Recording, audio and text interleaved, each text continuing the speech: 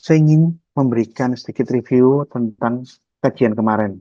Yang tidak menyebut nama Yahweh, tidak hormati Yahweh. Itu penekanan opini yang dikembangkan.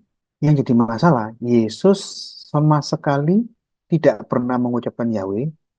Apakah dengan itu dapat diartikan Yesus dan semua para rasul yang adalah orang Israel, orang Yahudi, tidak hormat kepada Yahweh, orang yang berkeyakinan ajaran sesat? Ini pertanyaan sebaliknya. Terus terang, cara pandang tidak mengucapkan nama Yahweh dari mulut secara verbal itu divonis orang yang tidak menghormati nama Yahweh. Bahkan selain tidak mengucapkan nama Yahweh, kita mengucapkan sesembahan lain, Allah katanya begitu. Itu dosanya bertumpuk-tumpuk. Sebagai orang Yahudi, saya yakin Yesus sangat menghormati orang tuanya sebagai aplikasi praktis dari hukum kelima. Tapi sebagai orang beradat ketimuran, Yesus dari kecil sampai meninggal tidak pernah jambal atau jangkar. Itu istilah dalam budaya Jawa, di mana seseorang yang lebih muda itu memanggil nama pribadi langsung orang tua atau orang yang lebih tua dari dirinya. Itu ketidaksopanan, kekurang ajaran. Saya rasa Yesus tidak pernah manggil Yusuf langsung Yusuf, Yusuf, Maria, Maria, tidak pernah. Bersamaan dengan tidak memanggil, Yesus sangat menghormati orang tuanya.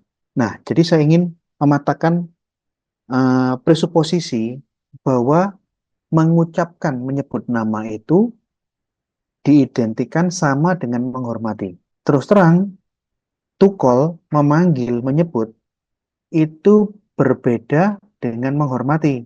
To respect or to honor someone. Ntar ya, saya coba ada yang nggak bisa masuk. To call itu totally different with to honor or to respect someone. Jangan dicampur adukkan masalah memanggil dengan menghormati. Kedua, penghormatan yang kamu maksud itu dalam perspektif apa? Ini materi minggu kemarin. Sekalipun ada kemiripan budaya Yahudi, budaya Timur dengan kita di Nusantara, yang membedakan antara budaya Timur pada umumnya dan kita orang-orang di Nusantara dengan budaya Yahudi apa? Kesantunan memanggil orang tua itu bukan sekedar norma kesantunan budaya, tapi itu masalah keagamaan. Sampai diatur di dalam Derek Erets penjabaran hukum kelima. Jadi itu bukan hanya berhubungan dengan pantas tidak pantas, sopan tidak sopan, tapi dosa apa tidak. Ini yang membedakan cara orang Yahudi menghormati orang tua, tidak memanggil namanya secara pribadi dan segala macamnya itu, tapi lebih dari itu masalah spiritual. Dosa apa tidak dosa, melanggar hukum kelima apa tidak kelima. Ini yang harus dipahami. Sebagai pembanding, R.A. Kartini. Dia anak Romo Adipati Aryo Sasongringat dan M.A. Ngasirah. Ibunya Ngasirah namanya. Dia sangat hormat dengan ayahnya. Apapun perintah ayahnya, dia tunduk. Bertemu ayahnya, dia tidak pernah memandang wajahnya, menatap matanya langsung. Dia selalu menunduk ke bawah dan berbicara dengan bahasa yang lembut. Mau ketemu bapaknya, dia berjalan dengan lutut di kaki, di tanah. Setelah agak jauh baru dia bisa berdiri dan dia menjauh. Tentang bagaimana budaya Jawa waktu itu, ini tercatat di dalam bukunya Habis Gelap Terbitlah Terang. Dia sangat-sangat hormat dan di dalam budayanya, budaya Jawa waktu itu, dia sampai ngomong dengan orang tua bisik-bisik, tidak bisa ngomong keras. Ngomong intonasi yang agak tinggi aja bisa dianggap kekurangan ajaran, bisa dimarahi. Jalan ada orang tua, langsung dia berlutut, jalan dengan lutut. Setelah agak jauh baru dia berdiri. Ini budayanya. Sekalipun dia sangat hormat dan tunduk kepada orang tuanya, di dalam Habis Gelap Terbitlah Terang, dia jelas-jelas menolak poligami dan dia melawan poligami, menganggap itu adalah suatu ketidakadilan gender, kesenang-wenangan laki-laki terhadap perempuan, bisa menikmati banyak perempuan, perempuan harus patuh kepada seorang suami yang punya banyak istri. Dia menolak poligami. Namun sekalipun dia menolak dan tidak suka dengan poligami, di saat dia dikawinkan sebagai istri yang keempat oleh ayahnya, dia laksanakan sebagai bentuk ketaatan dan kepatuhannya, hormatnya kepada orang tua. Dan di saat yang sama, saya yakin, saya tahu, bahkan dia tidak pernah manggil ayahnya dengan nama pribadinya. Sosro, Sosro Lengkrat, atau panggil ibunya. Rara Ngasirah. Saya yakin Kartina tidak akan pernah melakukan yang seperti ini. Karena apa? Di dalam budaya Timur, cara menghormati orang tua di budayanya tidak memungkinkan boleh memanggil orang tuanya dengan namanya langsung. Kita harus lihat pesertanya siapa. Nah, ini yang jadi masalah. Aliran Yahwisme sengaja mengajarkan, menyebarkan paham baru yang tidak cocok dengan budaya Yahudi. Dia comot budaya Eropa, budaya Amerika, karena memang aliran ini dari Amerika, dan dia memaksakan budaya Barat, Western style, ke dalam semua lini agama, baik agama di Indonesia, bahkan terhadap semua tokoh-tokoh di dalam Alkitab, khususnya para rasul dan Yesus. Sehingga Yesus dan para rasul digambarkan sebagai sosok yang anggota Yahwisme, yang itu tidak sesuai dengan sejarah. Itu mereka sebarkan budaya yang asing, budaya yang baru, dengan berbagai info bohong. Yang malam hari ini, pembahasan pertanyaan kedua, saya akan ulas lagi untuk melengkapi pembahasan yang kemarin, yang pertama. Setelah pertanyaan pertama kemarin saya sudah patahkan, Yesus tidak pernah sebut Yahweh. Apakah kamu ngotot seperti ini? Artinya kamu ingin mengatakan Yesus dan semua para rasul masuk neraka dengan yang sesukaannya kalian?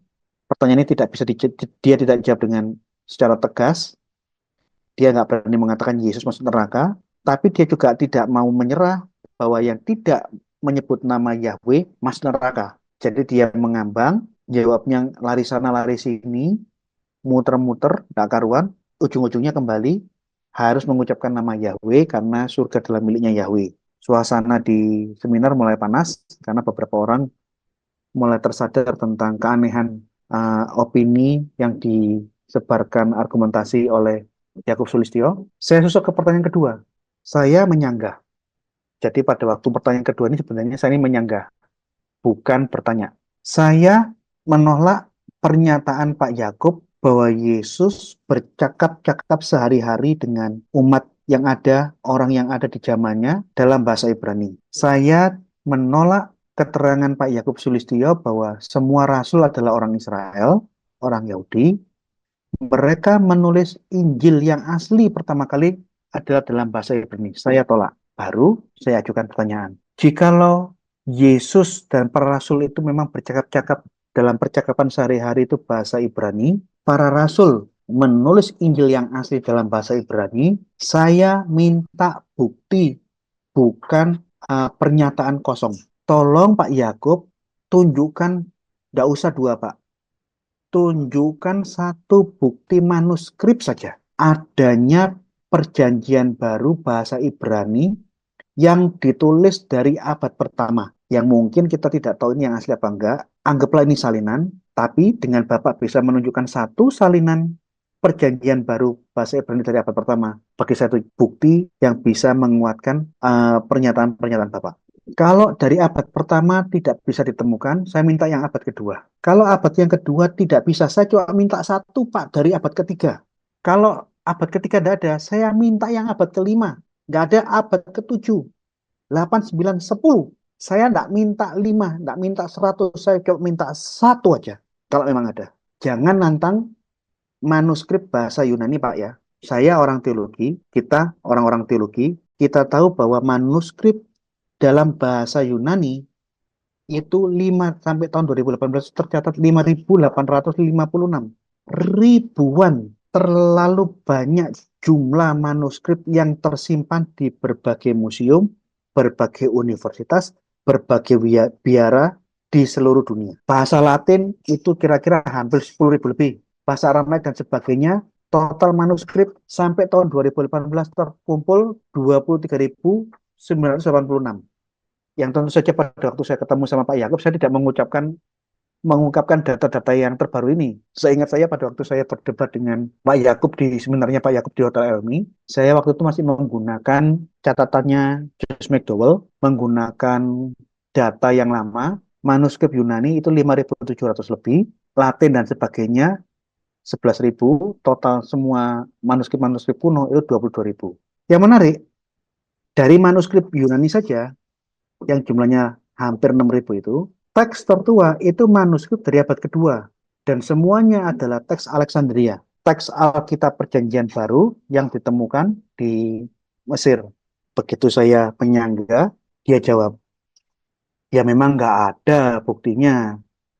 Manuskrip kuno bahasa Ibrani itu nggak ada. Dia tahu bahwa memang yang banyak itu ya bahasa-bahasa Yunani, bahasa Latin. Tetapi dia ngeyel juga. Nah ini yang jadi masalah.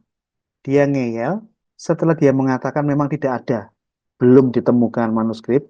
Dia mengucapkan sebuah pernyataan yang sangat konyol, pernyataan yang tidak benar. Dia ngomong, tapi catatannya Papias, dia menyebut bahwa Matius menulis Injilnya di dalam bahasa Ibrani. Ini pun saya sanggah. Saya tahu Papias mengatakan di dalam tulisannya bahwa Rasul Matius menulis Injil dalam bahasa Ibrani. Tapi itu bukan bahasa Ibrani yang Bapak pahami seperti bahasanya orang Yahudi saat ini. Ibrani modern. Itu bahasa Aramaik, Pak. Kalau demikian, kita tidak usah berdebat apakah bahasa Ibrani yang dimaksud Papias ini Ibrani bahasa Yahudi, bahasa Ibraninya yang Bapak maksud, atau bahasa orang Ibrani di saat itu, yaitu bahasa Aramaik.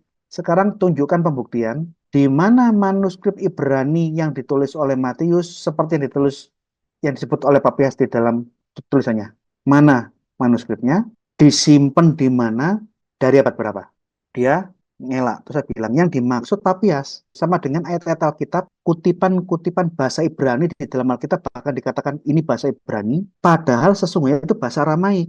Yang dimaksud Papias itu adalah bahasa yang digunakan orang Ibrani di saat itu. Dan itu adalah bahasa Aramaik, Pak, bukan bahasa Ibrani yang Anda maksud. Karena ada perdebatan antara saya dengan dia memberikan pertanyaan yang sangat-sangat konyol. Tapi saya pernah lihat manuskrip Ibrani yang asli dari abad-abad pertama, abad mula-mula itu di Israel, yaitu di Yad Vashem. Begitu dia ngomong Yad Vashem, saya dan beberapa teman-teman yang belajar, yang mengerti apa itu Yad Vashem, anak-anak ISS, toleh-toleh, loh, kok tambah lama tambah nggak ngena wong iki pikirku. Bapak Ibu tahu apa itu Yad Vashem? Yad Vashem yang dia ucapkan di dalam seminar di Hotel Elmi yang dihadiri oleh Ibu Susan, ada Barda anak STTII Surabaya, anak muda di bawah saya, ada Freddy Dimpudus, GPIB Maranatha, Glenn Tapindingan, dan beberapa teman-teman ISS datang, termasuk mantan muslim yang jadi Kristen, Umar Tauhid, orang Lamongan itu, yang jadi pendeta misianik, hadir mendengarkan pernyataan ini. Yad Vashem itu museum Holocaust, museum untuk memperingati pembantaian Yahudi oleh Hitler. Jadi begitu dia mengucapkan dia pernah menjadi saksi mata melihat manuskrip Ibrani perjanjian baru dari abad-abad yang awal-awal, dia jelas saya nggak terima. Begitu saya kepingin menyanggah kembali, dilarang sama moderator. Moderatornya tuh kalau nggak salah dia anggota gereja YHS yang gemuk. Sudah cukup, cukup, cukup, cukup, cukup. Jangan terus lagi, nanti waktunya nggak habis karena kita menyewa ruangan ini tuh ada jamnya. Yang penting, Bapak kan Yesus only kan, hanya Yesus kan. Saya diarahkan Yesus only. Itu saya masih belum paham, Yesus only itu apa. Terlepas dari perbedaan pandangan Anda dengan Pak Yakub, Anda kan Yesus aja kan, yang penting Yesus only kan.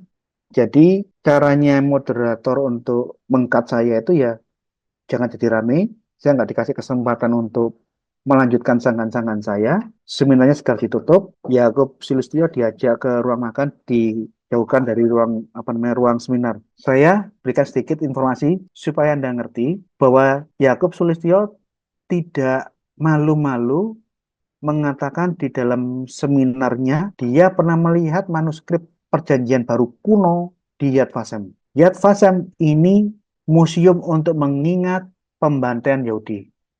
Ini foto Yad Vashem, ini bagian dalamnya Yad Vashem, foto dari orang-orang yang meninggal di pantai yang bisa diselamatkan dipasang semua di sini. Fotonya yang terselamatkan, orangnya sudah mati semua. Ini orang-orang yang mati, orang-orang Yahudi yang dibantai pada waktu Holocaust oleh Hitler. Ini pakaian-pakaian yang diambil dari kamp-kamp konsentrasi, tempat orang Yahudi dipekerjakan paksa atau menunggu momen untuk dimatikan di dalam ruang gas. Ini sepatu-sepatu yang dikumpulkan dari semua kamp-kamp konsentrasi di Auschwitz, di macam-macam, dan diletakkan, sekarang bisa disaksikan di Yad Vashem. Ini orang-orang Yahudi yang datang melihat saudara sebangsa setanah air mereka, satu suku mereka yang dibantai oleh Hitler di zaman Perang Dunia Kedua. Ini Yad Vashem, seperti ini. Di saat dia kepepet tidak bisa menjawab tentang pembuktian kebenaran atas apa yang diajarkan, tanpa ragu-ragu dia menipu, berbohong di depan umum. Nggak bisa jawab, tidak bisa memberikan bukti, jalan keluarnya bukan mengakui dia tidak punya bukti, tapi berbohong supaya apa yang dia sampaikan yang keliru tetap tidak bisa disanggah. Bahkan di saat seminar ditutup, Michael, kalau nggak salah anaknya Pak Yusa tadi Suwantoro datang menghampiri Pak Yakub Sulistyo, terus bersama-sama mereka berjalan menuju restoran di dalam hotel. Saya ingatkan bahwa tidak ada, secara singkat, tidak ada manuskrip perjanjian baru yang ditulis, entah itu salinan yang keberapapun dari abad pertama sampai abad 10 Masehi. Tidak pernah ada. Karena apa? Kita akan ikuti ulasan ini. Ini agak panjang.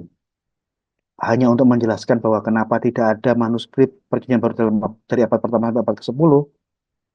Saya ngomong faktanya ya.